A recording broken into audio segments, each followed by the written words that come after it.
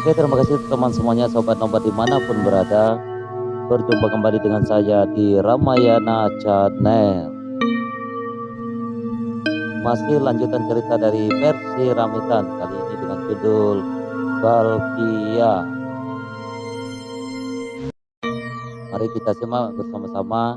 Alur ceritanya masih diperankan oleh seorang pangeran Hari. Dan ingat, ini adalah sebuah cerita fiksi belaka. Di sisi baiknya jauhi sisi buruknya.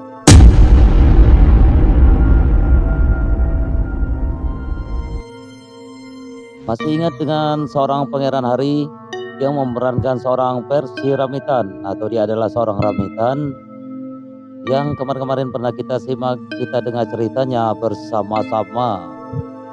Setelah lama mengalami keterpurukan, akhirnya pangeran Hari bisa membangkitkan wujud versi Ramitan kembali seperti sedia kala.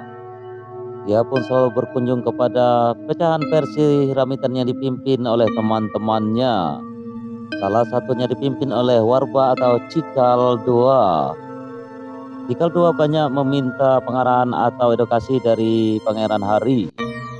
Salah satunya bagaimana cara menjalani atau memimpin sebuah versi dengan baik. Cikal II pun menceritakan teman salah seorang dari rekannya, yaitu Hendro, sudah mulai memimpin versinya dengan baik. Bukan itu saja, masih ada Abigali, BSD 44, Jalil Pongki, dan masih banyak teman-teman yang lainnya. Namun di balik semua kemajuan itu, muncullah sebuah kabar dari 10 tim khusus versi Ramitan bahwasanya Hendro dan Cikal II akan keluar dari versi Ramitan dan melucuti lencana Trisula, lambang dari versi Ramitan. Pangeran Hari tidak mempermasalahkan semua itu dan silahkan berdiri untuk menjadi diri sendiri. Namun di balik semua itu ada laporan yang tidak mengenakan. Menurut laporan 10 tim khusus versi Ramitan, bahwasanya Hendro suka mengolok-olok atau menghujat atau menghina versi Ramitan. Hendro pun menyangkal tudingan itu. Dia berkata, janganlah percaya dengan sengkuni-sengkuni itu. Pangeran Hari pun berkata, suatu hari nanti akan terbukti siapa sengkuni itu. Dengan penuh penyamaran, Pangeran Hari pun menyelinap masuk ke versi Hendro. Dia sendiri turun tangan untuk mencari kebenaran semua itu. Di sana, dia berjumpa dengan seorang wanita yang bernama Putri Cantika. Putri Cantika berkata, apa kau menyukai versi Ramitan? Karena ini adalah salah satu versi Ramitan. Namun, kau lihatlah sendiri teman-teman Ramitan. Dia hanya sibuk dengan teman-temannya sendiri tanpa harus menghiraukan teman-teman satu perjuangan yang lainnya. Setelah berkata, Putri Cantika pun lalu pergi. Lalu Pangeran Hari membuka penyamarannya. Hendro pun terkejut dan lalu menyambut Pangeran Hari. Sesuai dugaan, Hendro pun sepertinya kurang menyukai kehadiran Pangeran Hari. Di sana salah satu teman perempuan Hendro, yaitu bernama Cahayu, menantang Pangeran Hari untuk duel. Mengajak beradu kekuatan untuk menjajal kekuatan versi Ramitan. Pangeran Hari mulai marah kepada Hendro. Apakah tidak pernah ceritakan semua tentang aku kepada teman-temanmu? Kau mengumpulkan kerumunan orang sombong-sombong di tempatmu ini. Di belakang Pangeran Hari, Hendro dan temannya tertawa terbahak-bahak. Hendro berkata, lihatlah Ramitan itu mengirim orang-orangnya untuk datang ke sini. Dialah pesuruh-pesuruh Ramitan itu. Kalau kalian ingin tahu semua pakaian setelah itu orang-orang Ramitan, rupanya kaulah sengkuni itu. Baru kemudian itu, kesombonganmu sudah setinggi langit. Pangeran Hari berkata sejadi-jadinya, ayolah menerima tantangan temanmu atau kau sendiri yang menghadapi kekuatan versi Ramitan itu sendiri. Hendro pun terdiam, tidak berani menjawab. Hendro pun meminta maaf, tapi Pangeran Hari tidak menggubrisnya. Katakan kepada temanmu Cahayu itu, aku menerima tantangannya. Bukankah dia adalah salah satu tim dari Laiboy Aster? Pangeran Harry pun datang mengunjungi Laiboy Aster. Ia pun menceritakan kejadian itu kepada Laiboy Aster dan teman-temannya. Di sana berkumpul teman-teman Cahayu satu tim dengan Laiboy Aster. Semua teman-teman tim Laiboy Aster diam tidak menjawab. Laiboy Aster pun terkejut mendengar berita itu. Aku, Raden Ramitan, pemimpin versi Ramitan, merasa tersinggung dengan ulah salah satu temanmu, Laiboy Aster. Laiboy Aster pun menjawab, ia bukan anggota saya lagi. Ia tidak satu tim lagi dengan saya. Semua tim versi saya ada di sini. Kalau begitu, saya pun pamit, kakak Laiboy Aster. Kalau demikian, versi Ramitan dan timmu masih saudara dan bersahabat. Di tengah perjalanan, Pangeran Harry dicegat oleh orang-orang yang tak dikenal. Siapa kalian? Apa Cahayu atau Hendro yang menyuruh kalian mencegatku? Mereka tidak menjawab dan langsung menyerang Pangeran Harry. Pangeran Harry pun tidak mau buang-buang waktu terlalu lama meladeni mereka. Dia pun langsung mengeluarkan kekuatannya untuk memberi pelajaran kepada mereka. Ketika itu juga, mereka pun semuanya jatuh ke tanah.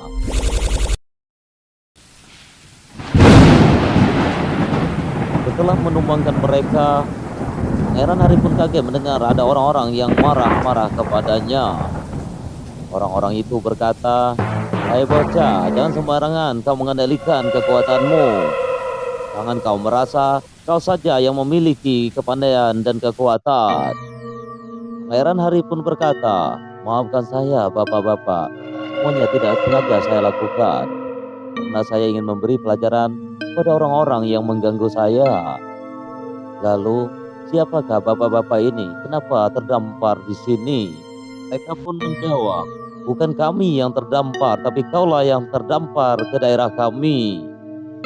Pangeran Harry merasa bingung dan seakan-akan tidak mengerti apa yang dimaksudkannya. "Karena kau yang terdampar di daerah kami, maka ikutlah dengan kami." Sebenarnya, apa maksud semua ini? Karena kau ceroboh menggunakan kepandaian dan kekuatanmu itu, maka kau terdampar ke daerah kami. Dan cobalah kau tunjukkan lagi kekuatanmu itu kepada kami. Pangeran Harry terpaksa menuruti kemauan mereka. Berharap dengan menunjukkan kedahsyatan kepandaian dan kekuatannya, orang-orang aneh itu bisa pergi dari hadapannya.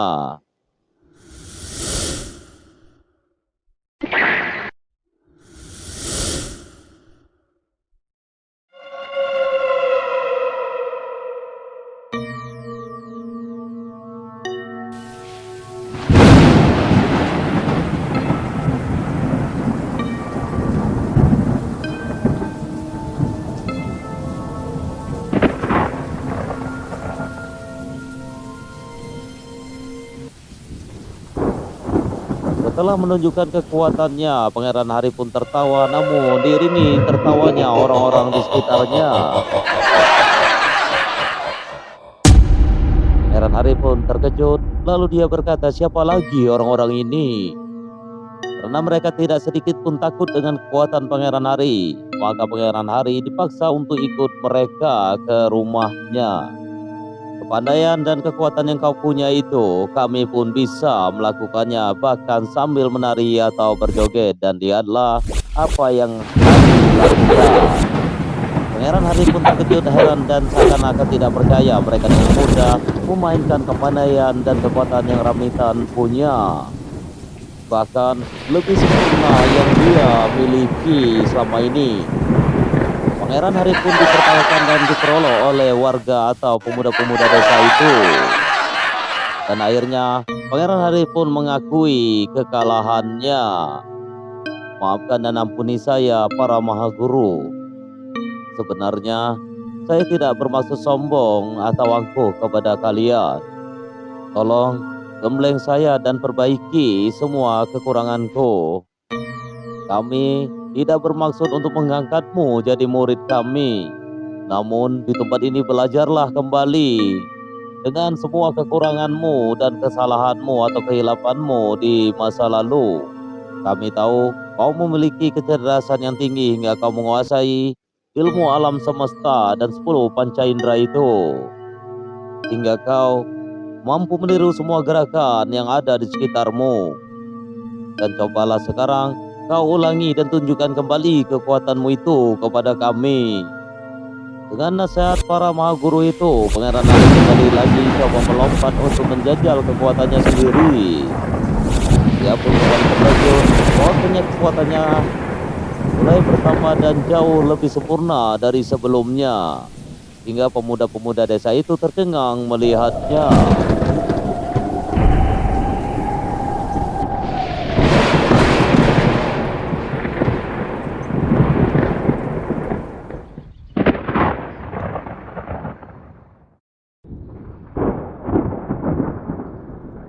Pangeran Ari disambut sorak dan tepuk tangan dari para maha guru dan para warga desa itu. Bahwasanya dia sudah menguasai kesempurnaan ilmu alam semesta dan kepandaian yang dia punya. Pangeran Ari memukul hormat kepada para maha guru untuk tidak menunjukkan kekuatannya atau siapa dirinya kepada mereka. Satu persatu dari mereka memberi nasihat dan wejangan kepada Pangeran Ari. Mulai hari ini kau harus menutupi jati dirimu yang sesungguhnya dan belajarlah dari kesalahan keserobohan yang pernah kau perbuat selama ini. Selama ini kau dibaluti angkara murka, mengejar sebuah kejayaan dan mimpi-mimpi yang tak pasti itu. Pangeran Hari pun menjawab, baik para maha guru, aku akan mendengarkan nasihat kalian. Inti kekuatanmu ada pada mulutmu sendiri. Di dalam lidahmu terdapat tanda hitam. Setiap murka yang kau keluarkan ialah petir-petir yang menyambar itu. Maka jagalah lidahmu, jangan kau mudah terbakar oleh angkara murka. Karena itu akan membakar dirimu sendiri. Di dalam lubuk hatimu yang paling dalam ada rasa belas asih. Maka dari itulah kau mampu menundukkan segala bangsa. Baik itu bangsa binatang, bangsa siluman, dan bangsa manusia. Setelah mendapatkan nasihat dan fatwa dari para maha guru, akhirnya Pangeran Ari berpamitan pergi meninggalkan tempat itu. Sejauh dalam perjalanan, Pangeran Ari mengingat nama desa yang barusan dia lalui. Desa Tumariti. Pangeran Ari pun terkejut. Apakah mereka tadi adalah para maha guru Sabdo Palon? Yaitu Aki Semar, Petruk, Bagong, dan Gareng. Karena kebingungan dalam mengingat mereka tadi, akhirnya Pangeran Ari berjumpa dengan seorang anak kecil. Pangeran Ari pun menyapa anak kecil itu. Hai nak, dari mana kau? Aku dari menonton orang berbagi koin, kata anak kecil itu. Apakah kau juga mendapat bagian dari koin itu? Tidak, aku hanya menonton saja, kata anak kecil itu. Lalu, siapakah nama dirimu nak? Bocah itu menjawab, namaku Pangeran Bulan bin Pangeran Hari. Lalu dia pun berlari dan menghilang dari hadapan Pangeran Hari. Serentak Pangeran Hari pun terkejut. Dia pun baru menyadari bahwa bocah kecil itu sangatlah mirip sekali dengan wujudnya waktu kecil. Bulan, mungkinkah dia adalah putraku? Pangeran Hari pun kebingungan dan mencari kemana arah bocah itu pergi. Namun kesana kemari dia mencari, dia tidak menemukan jejak kemanakah bocah itu berada. Pangeran Hari pun bergumam dalam hati, sungguh hari-hari yang aneh. Tadi aku masuk ke dalam desa Tumaritis, mungkinkah mereka Sabdo Palon? Saat ini aku pun bertemu dengan bocah kecil itu. Apakah dia sebenarnya, siapakah mereka ini? Di tengah perjalanan Pangeran Hari pun berjumpa dengan Putri Cantika. Pangeran Hari pun langsung menyamar karena takut identitasnya terbuka. Putri Cantika pun mulai kata, bukankah kita pernah berjumpa sebelumnya di rumahnya Hendro? Namun aku lupa bertanya siapakah namamu. Pangeran Hari pun menjawab, aku Balkia. Aku baru tahu sekarang bahwasanya kau punya cita-cita untuk menjadi seorang ketua Persi. Baiklah, aku akan membantumu. Wahai Patua, kalau aku menjadi seorang pemimpin Persi nanti, akan kurapikan janggut dan kumismu ini supaya kelihatan lebih muda, kata Putri Cantika kepada Pangeran Hari. Putri Cantika pun mengenali teman-temannya kepada Pangeran Hari, bahwasanya nanti mereka lah yang akan diajak bekerja sama untuk mendirikan sebuah versi. Sesuai dengan rencana, Putri Cantika pun memulai versi terbarunya. Dalam perjalanannya, dia berkata kepada Pangeran Hari, "Aku sangat mengagumi versi Ramitan, maka aku ingin versiku ini mirip seperti versi Ramitan." "Baiklah, aku akan mewujudkan keinginanmu itu," kata Pangeran Hari. Putri Cantika pun tersenyum tipis kepada Pangeran Hari. "Kau seolah-olah seorang Ramitan yang ngomong," kata Putri Cantika. Namun, dia tidak pernah menyadari bahwasanya di hadapannya adalah seorang Ramitan itu. Putri Cantika pun memulai karir pertamanya di bawah naungan seorang Balkia. Secara rahasia, Balkia melakukan sebuah strategi supaya Putri Cantika segera memimpin sebuah versi yang dia impikan. Dengan berjalannya bersama waktu, akhirnya Putri Cantika mendirikan sebuah versi. Sesuai dengan harapannya, versi yang dia dirikan mirip sekali dengan versi Ramitan yang dia impikan. Dalam versi Cantika sudah banyak berdatangan para pemimpin-pemimpin versi lain untuk mengajak bekerja sama dalam segala macam bidang hal. Dengan perasaan senang dan percaya diri, Putri Cantika mulai visi dan misi bersama rekan-rekannya. Dia berkata, "Aku ingin seperti versi Ramitan. Aku sangat mengagumi versi Ramitan itu." Balkia hanya berdiam diri saja di belakang Putri Cantika. Ia pun merasa senang bahwasanya upayanya berhasil untuk membantu Putri Cantika. Sudah banyak orang-orang berdatangan di dalam versi itu dan para pemimpin dari versi lain. Mereka berkata bahwasanya versi Cantika ini mirip sekali dengan versi Ramitan.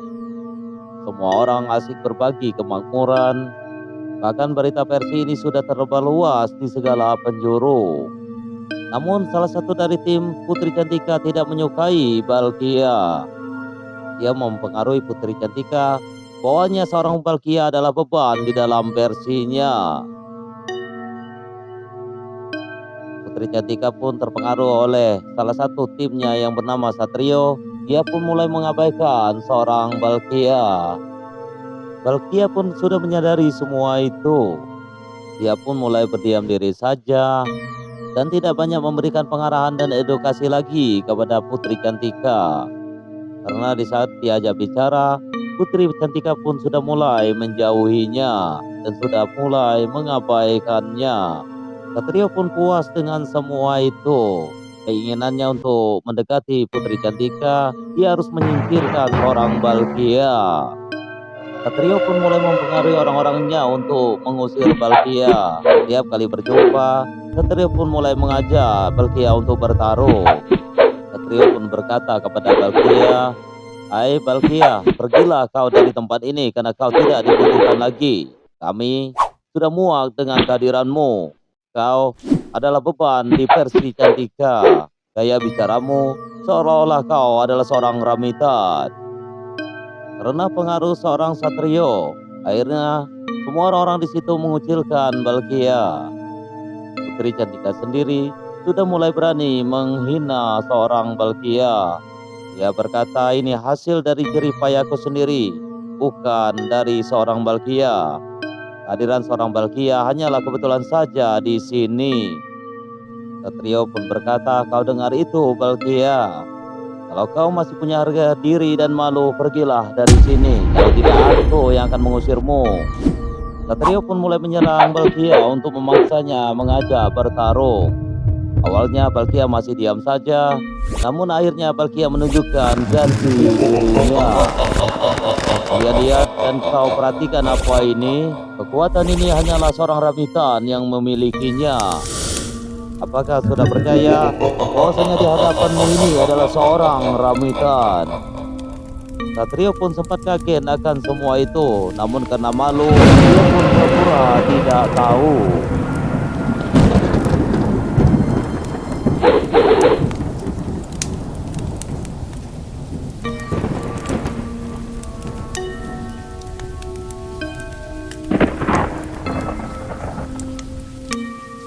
Semua orang di sini pun berlari ketakutan.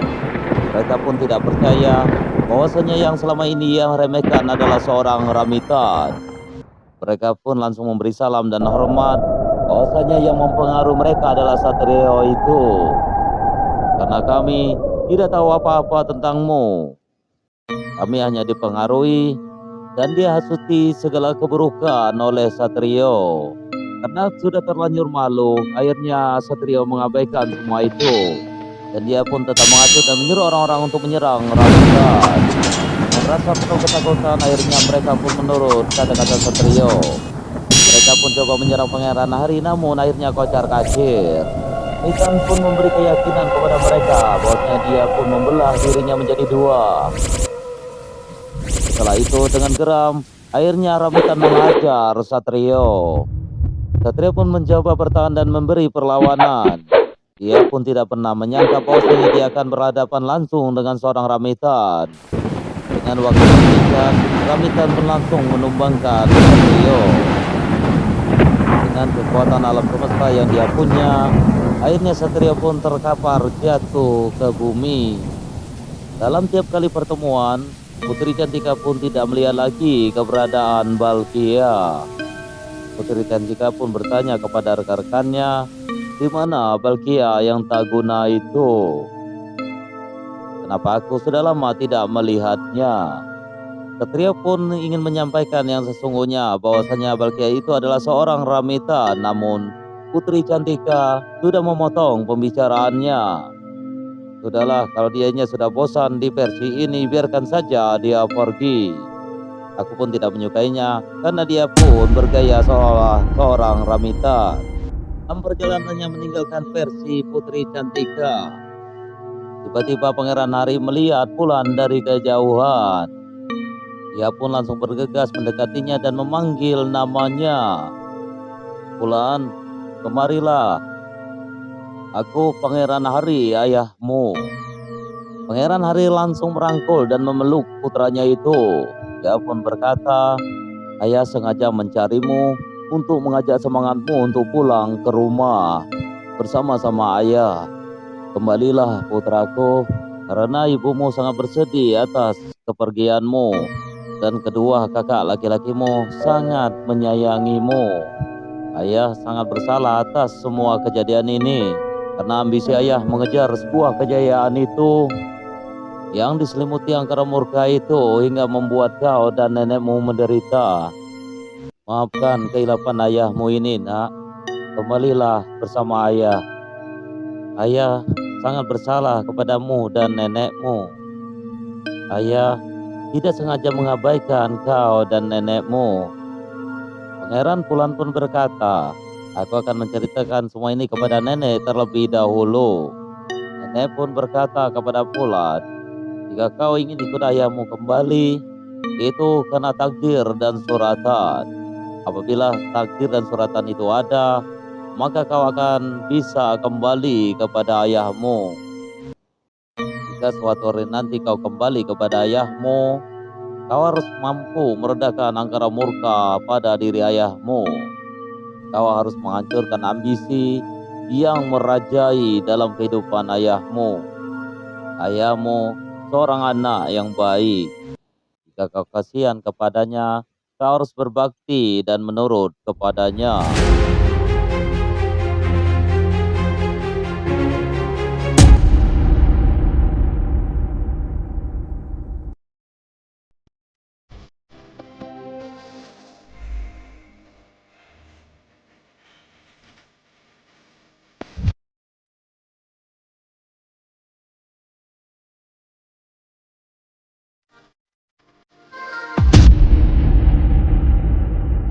Dari kecil, ayahmu sudah hidup penuh penderitaan.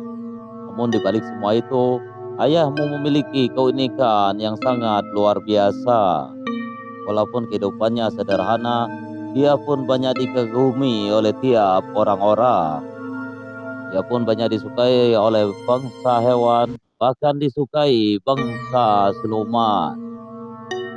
Ayahmu adalah seorang pangeran hari, dan seorang pangeran yang memiliki 1000 nama. Dia adalah orang yang cerdas, yang memiliki kepandaian alam semesta, dan 10 panca indera. mampu meniru gerakan di sekelilingnya. Dia pun menikah dengan ibumu di waktu usia yang sangat muda. Ibumu adalah seorang yang sangat baik dan wanita yang sangat bijaksana. Dan kau memiliki dua kakak saudara laki-laki.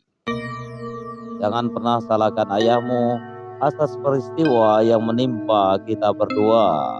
Karena itu adalah sebuah takdir dan suratan hingga ayahmu menitipkan kau pada nenek.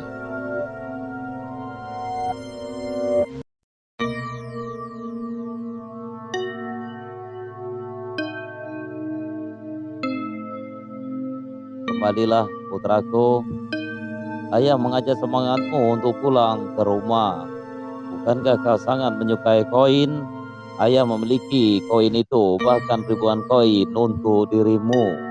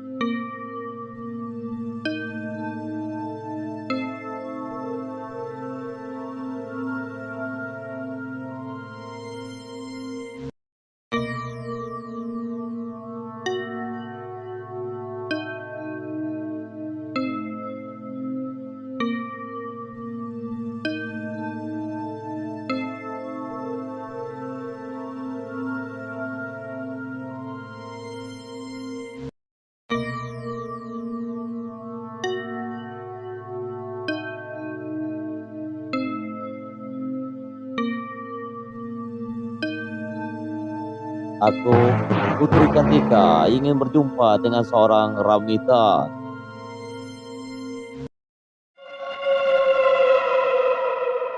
Aku adalah seorang Ramitan itu yang kau cari.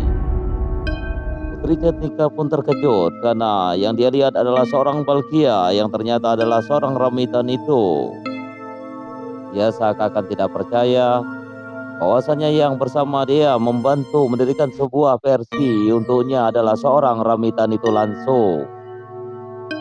Dia pun berkata kepada Satrio, kenapa tidak memberitahu sebelumnya? Semua versi Ramitan memberi hormat kepada Pangeran Hari. Bahkan Putri Cantika pun membuka hormat, walau dirinya merasa sangat malu kepada seorang Ramitan. Dia sangat merasa menyesali atas semua perbuatannya kepada Balkia. Dia baru menyadari dan memahami bahwasanya upaya dan kerja kerasnya itu adalah kosong semuanya. Yang tak lain itu adalah sebuah strategi dan pekerjaan seorang Ramitan langsung untuknya. Tanpa terasa, dia pun terkenang atas semua kejadian di masa lalu. Ramitan pun mulai berkata, inilah kehidupan di dalam dunia. Bahwasanya orang sebelumnya tidak ada, menjadi ada. Maka dia pun lupa akan keberadaannya. Sebelumnya orang itu tak punya, menjadi punya. Dia pun lupa kepada dirinya sebelumnya, karena merasa dia sudah punya segalanya. Apa yang sudah kau lakukan, itu sudah mereka lakukan. Sebelum kau melakukannya untukku, aku sudah terbiasa berjumpa dengan orang-orang seperti kalian. Kalau kita menanamkan satu kebajikan, maka yang timbul adalah ribuan kebajikan. Namun kalau kita menanamkan sebuah keburukan, maka semua itu akan buruk. Mudah-mudahan di kisah mendatang nanti, aku tak berjumpa lagi dengan manusia-manusia seperti kalian. Aku adalah Pangeran Hari, Pangeran Seribu Nama. Ramitan hanyalah gelar semu bagiku.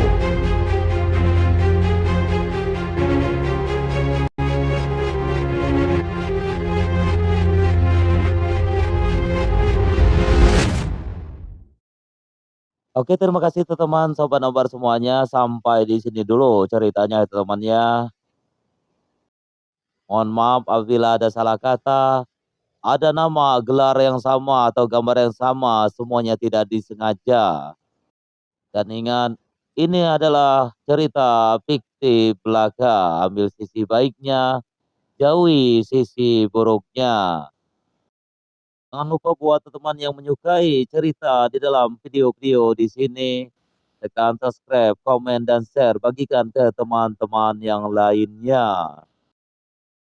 Nantikan cerita-cerita selanjutnya di versi Ramitan dalam cerita yang berbeda. Saya selaku pembawa cerita pamit izin undur diri. Sampai jumpa di lain kesempatan.